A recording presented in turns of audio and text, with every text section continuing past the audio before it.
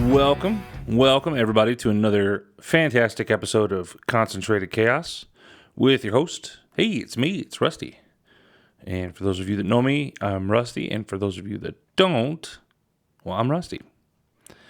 Thank you so much for joining me on this phenomenal day. We are in the middle of the series that I'm calling the Playbook.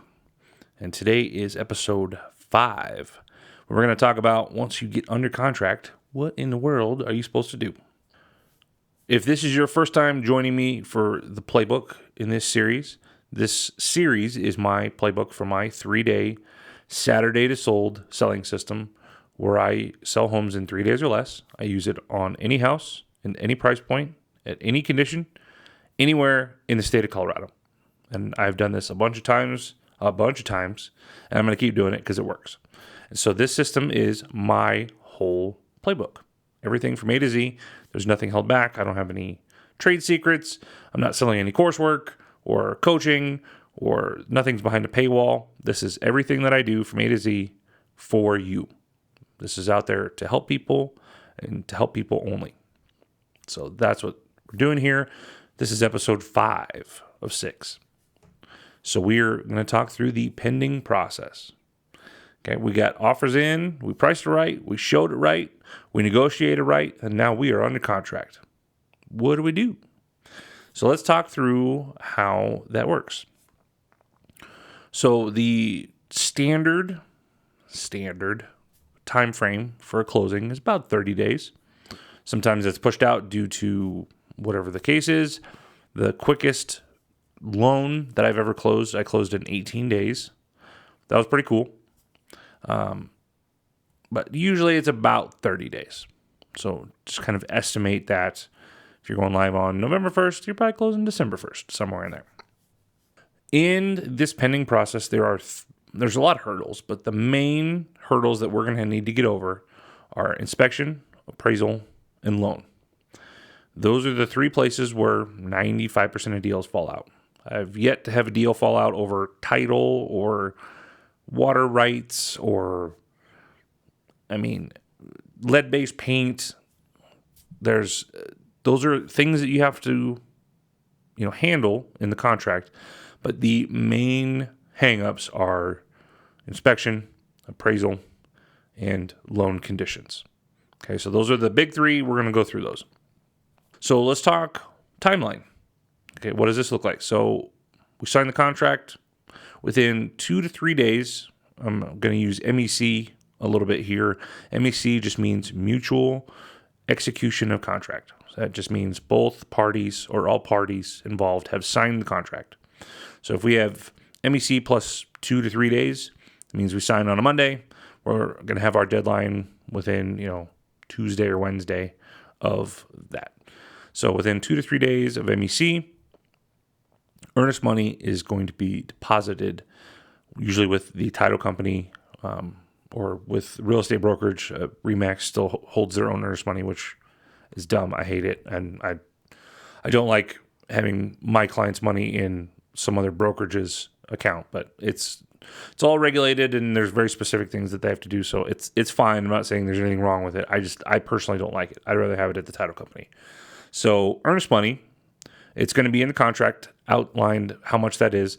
Usually it's around 1%, rounded down. So, for 40, let's say the sales price is $525. Typically your earnest money is going to be $5,000.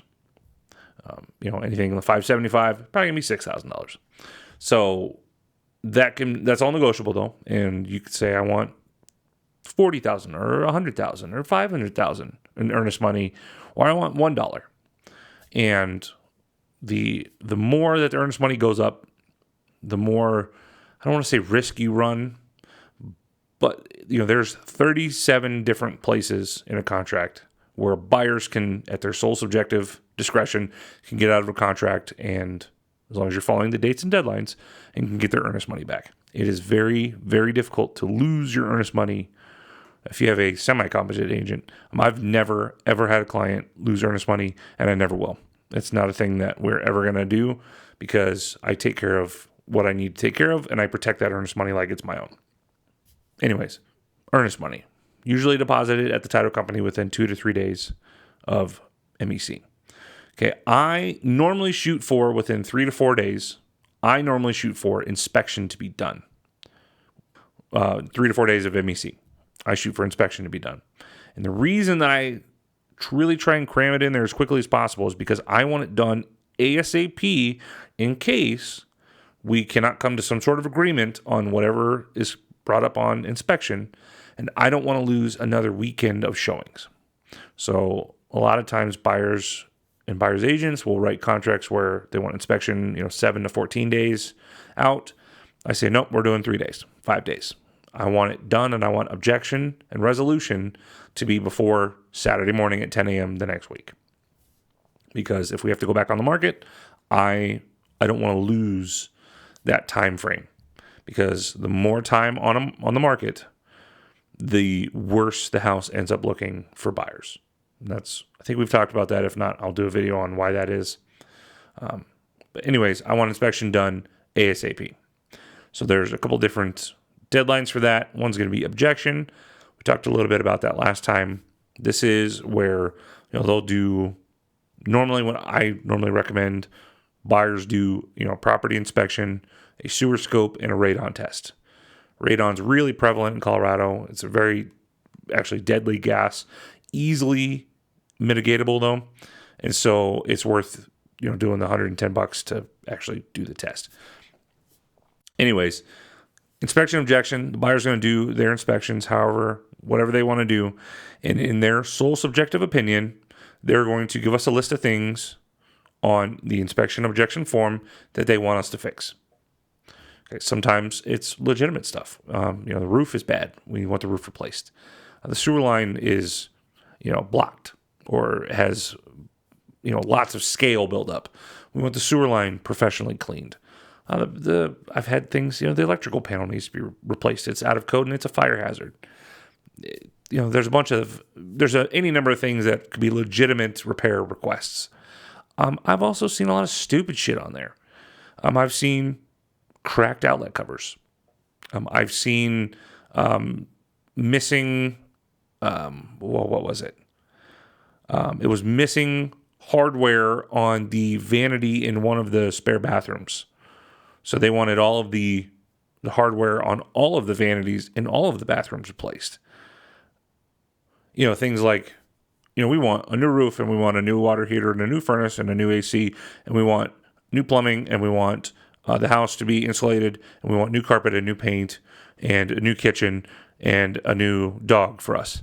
There's people just putting so much crap on there that it's unbelievable. I think the longest inspection objection I ever got, I think, was 37 items, which was 37 more than needed to be. This was a perfect house. Not a perfect house, but basically what people will do, especially in multiple offer situations, and you have to be careful about this, but what people will do is they will just tell you what you want to hear in order to get under contract. And they'll, whatever price. What price do you want? Yeah, sure, we could do that. Absolutely. No problem. They'll have their lender write up, their lender that's in their pocket. They'll have their lender write up a pre-approval letter that doesn't actually have anything behind it, just in order to win the bid. If it's a multiple offer situation, people will just kind of tell you what you want to hear just in order to win. And then what they'll do is the inspection, they'll do a 37 item inspection objection with like $27,000 in repairs or $40,000 or $50,000 in repairs. Oh, and by the way, if you just give us a $15,000 credit, we won't worry about any of the repairs. Okay. They're using the inspection objection to get the price that they wanted to pay in the first place. Okay. And if they're the only offer, sometimes you kind of have to decide whether you want to go forward with this buyer. It's maybe not that extreme where it's $15,000, but it's, they're trying to save $8,000. Well, $8,000 to the buyer might not be that big of a deal, but to some sellers, $8,000 is, $8,000's $8,000. That's a lot of money. And they'll use this inspection objection to manipulate the situation and to getting that $8,000 back. And again, this is why we do the things that we do in order to get to this point. if they're the only offer and you've been on the market for 9 months, well, you're just going to kind of take it up the butt. If this is the only offer that you've gotten, you've been on the market for 9 months, you're going to have to take it. If you want to sell the house, right? Or if you want to be on the market for another 9 months, you don't really have any leverage in that situation. Now, the beautiful thing about the playbook is in this situation, let's say we had a multiple offer situation, the winning bid, they come in and they give us a ridiculous inspection objection. And they say, oh, well, we just want $12,000 in a credit, and we'll in lieu of all repairs, we'll just do that. What I get to do then, and this is one of my favorite phone calls. I love these phone calls because then you get to see if people are actually serious or they're just bullshitting you. I'll get to call them and go, you know what? We appreciate the inspection objection. Thank you very much for sending all that over. We'll be sure to look into all that. Here's what we're going to do, though.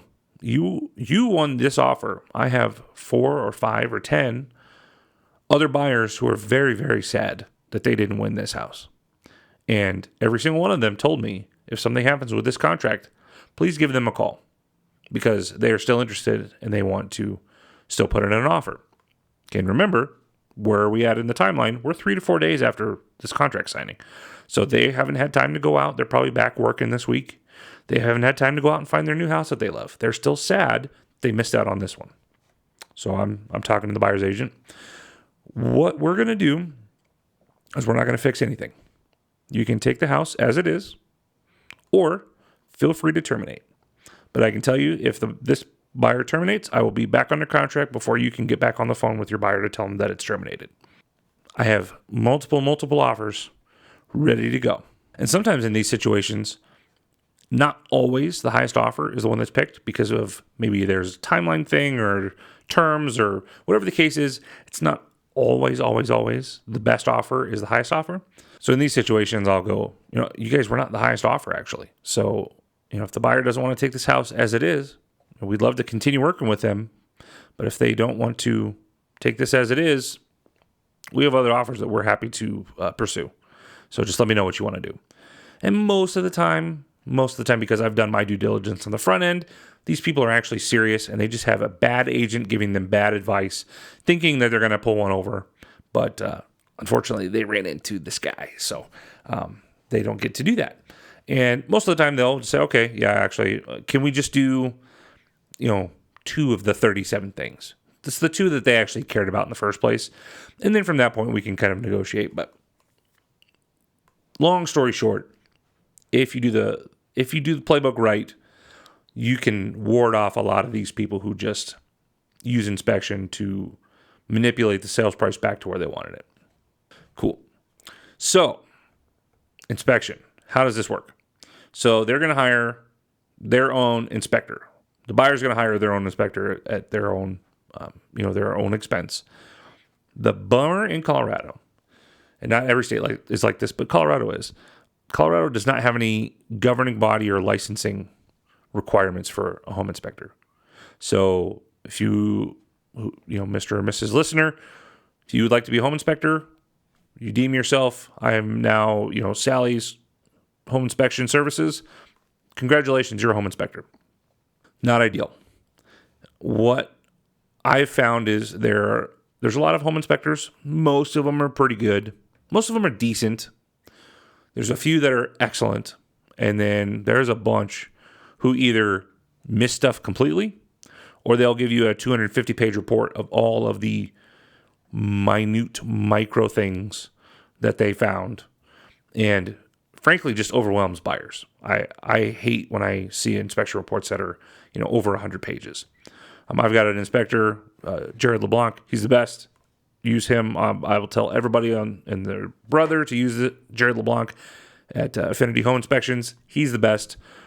Jared finds what's wrong and nothing more.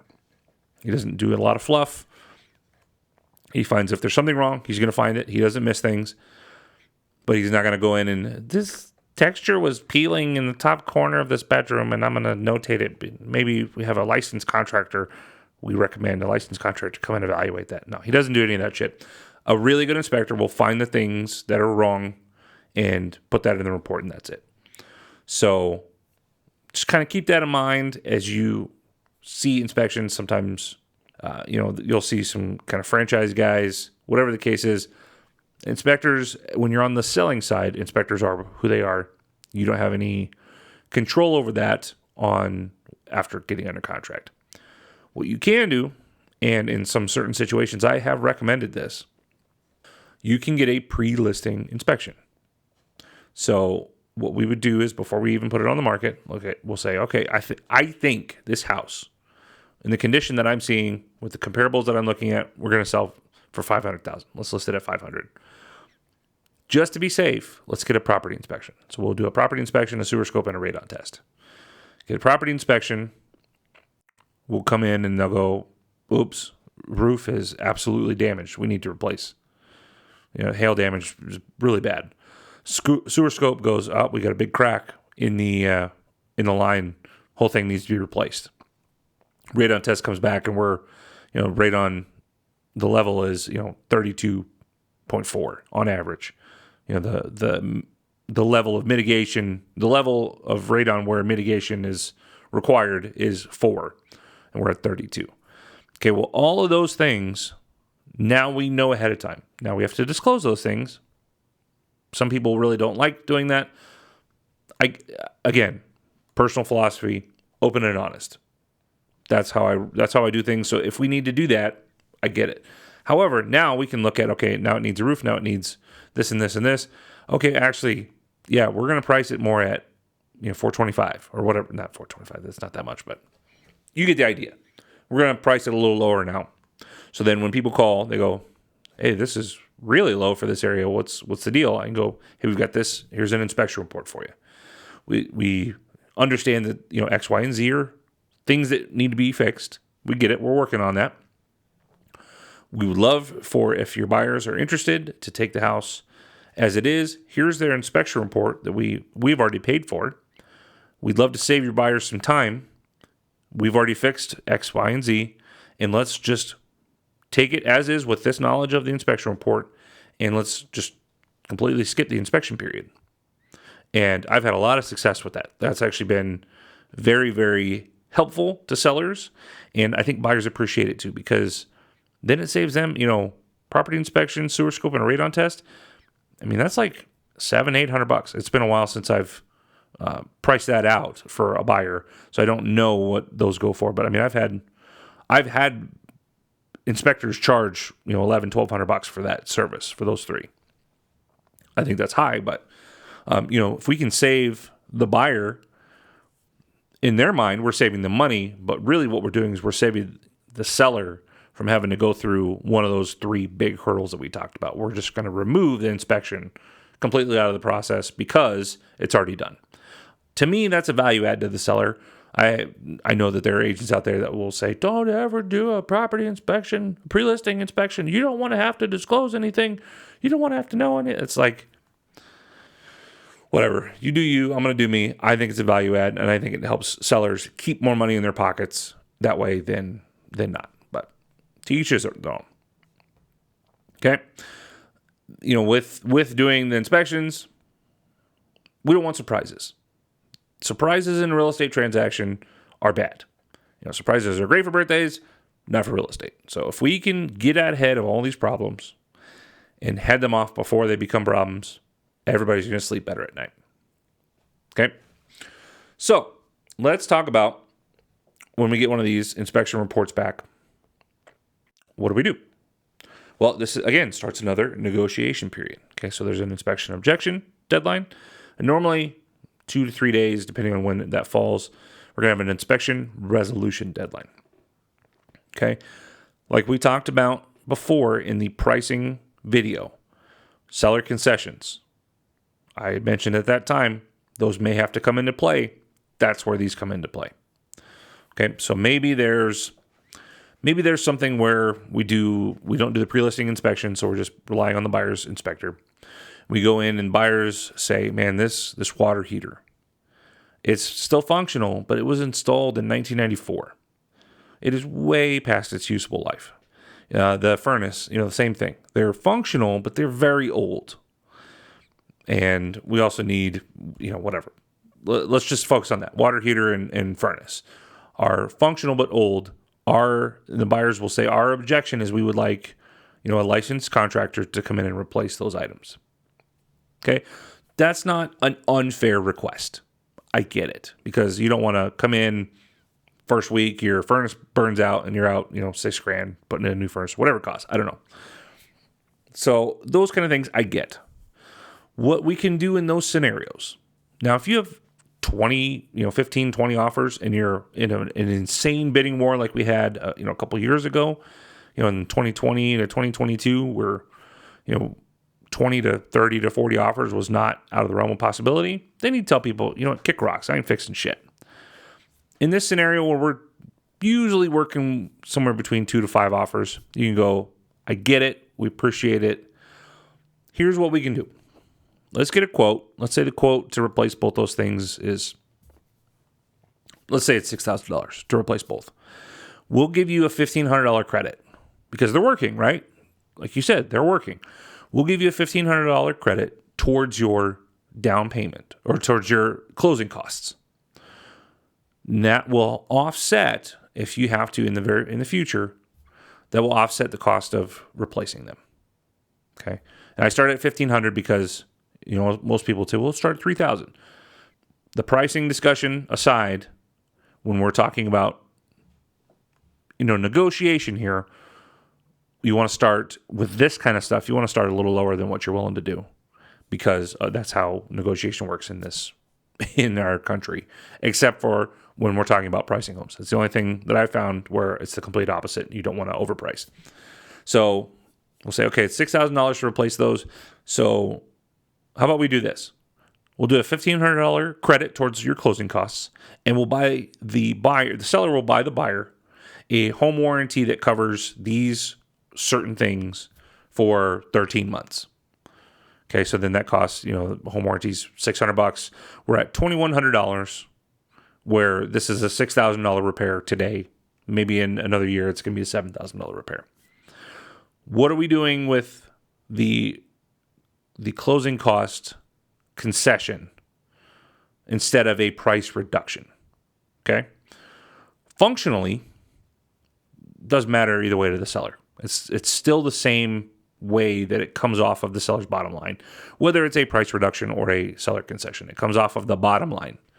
When we're talking about the buy side, and this is kind of where you have to put your mind in the other side, a seller concession reduces the amount of cash needed to bring to closing, whereas a price reduction lowers the price. Self-explanatory. Well, if you just lower the price $1,500, that only changes the loan amount $1,500. Okay, that lowers their payment down, what, $1,500? We're talking $1 or $2 a month. Okay, and then that doesn't help them offset the cost of any sort of repair that we're negotiating here. If you give them a concession towards their closing costs, that literally reduces the amount of cash they have to bring to closing, which keeps $1,500 in their pocket. In those scenarios, there's a lot more willingness to do the seller concession at a lower percentage of the price, because you're not just lowering their loan amount by $1,500. You're putting $1,500 in the buyer's pocket. And money talks in these kinds of things. So if you have to use the seller concession, or if you have to do that here, do it with a seller concession rather than a price reduction. It makes more sense to the buyer. It makes no difference to the seller, and ends up saving the seller money in the long run. And remember, only use these things if you need to keep the deal alive. This specific deal, this contract. If you have multiple offers, like you should if you're running the playbook, then you can kind of leverage those to either get even less of an amount, or just to tell them, even if it's reasonable, hey, we've got 5 other buyers on the line who are ready to make an offer, are hoping that this contract falls out. And we don't want that to happen. We want your buyer to take it, and we got to do what's best for us.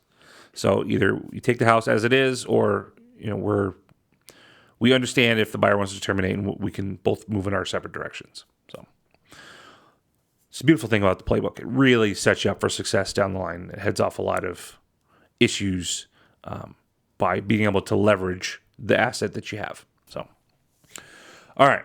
All that to be said. So once we get all that done, inspection is a big one. That's normally where most deals fall out. Then the next hurdle that we have is appraisal. Okay, we talked about FHA and VA in the offer negotiation stage, though you may have conditions come up on that. And if they come up, you got to get them fixed. There's really no getting around it. It sucks. It's a time waster.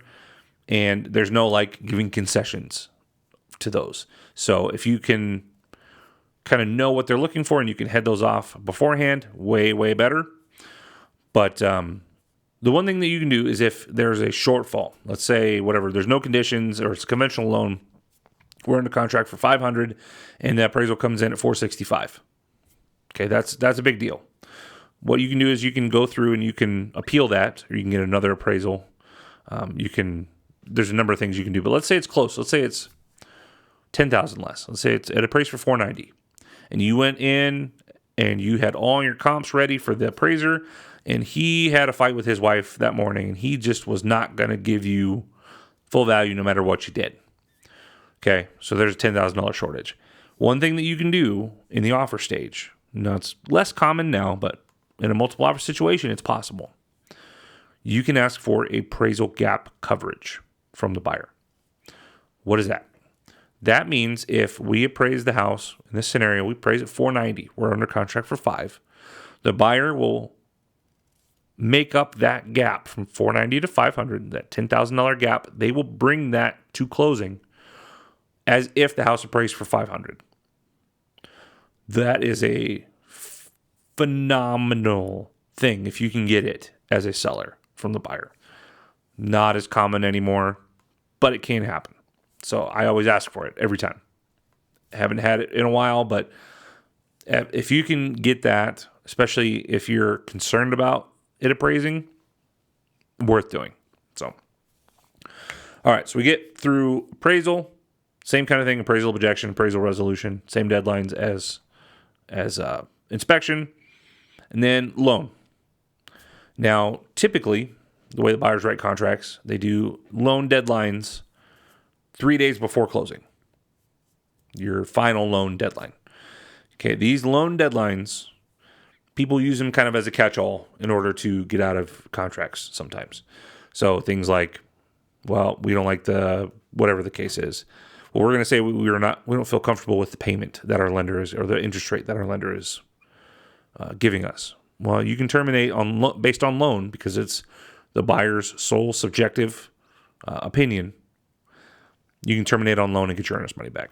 So loan conditions can be tough, and pushing them all the way till 3 days before closing, it doesn't allow the seller to be able to. It moves the leverage over to the buyers because you're like, well, we're 3 days before closing now. We don't want to have to go back on the market and do more showings.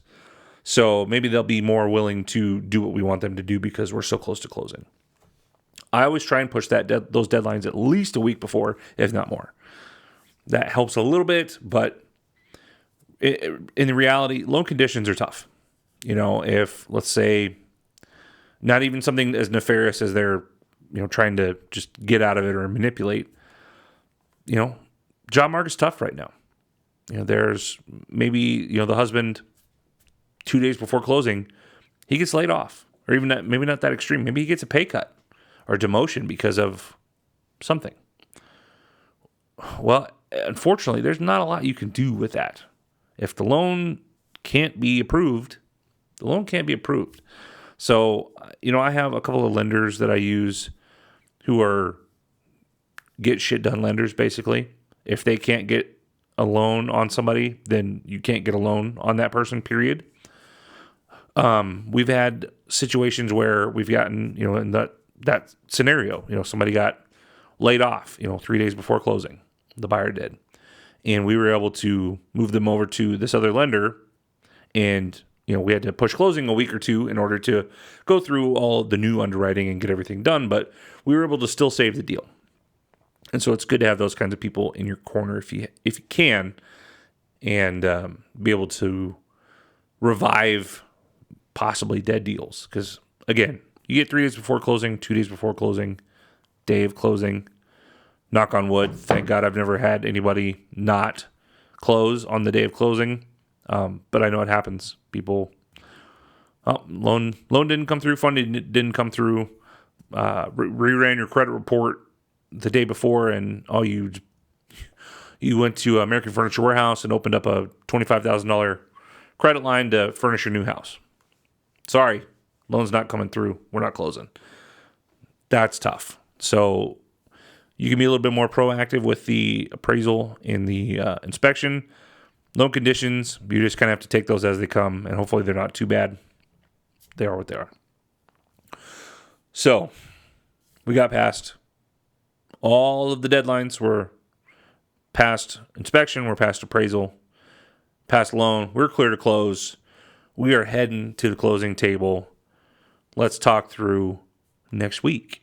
Let's talk through the end of this process, what that looks like. That's going to be a shorter episode because really, if you're selling a house, usually that's a pretty big day, pretty big celebration.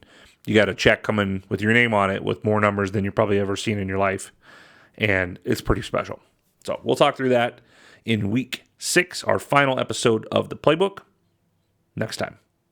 So thank you so much for joining me today. This was another great episode. I really enjoy talking through all this with you guys. I probably get going too fast, but I'm passionate. And I know this stuff in and out. I've done it professionally for, going on a decade now. Let me know if you have any questions or comments or feedback, or you're like, man, you talked way too fast in that part. What did you say? Slow it down for me. I get it. I'm here for you. Give me a call. Shoot me a text. I'm happy to help. The number is 303-335-9705. You can email me, rusty@rustystevenson.com. You can find me on all the socials, @TheRealtorRusty. And feel free to stop me. If you see me out and about, whatever. I'm around. I'm here to help. So thank you very much. As per usual, Mr. Andy Barkowski is going to take us out with my freaking fantastic theme song. Thank you, everyone. Have a fantastic rest of your day or day tomorrow. And we will see you next week for the final installment of the Playbook. We talk about closing. All right. Have a great one. Thanks, guys. Bye-bye.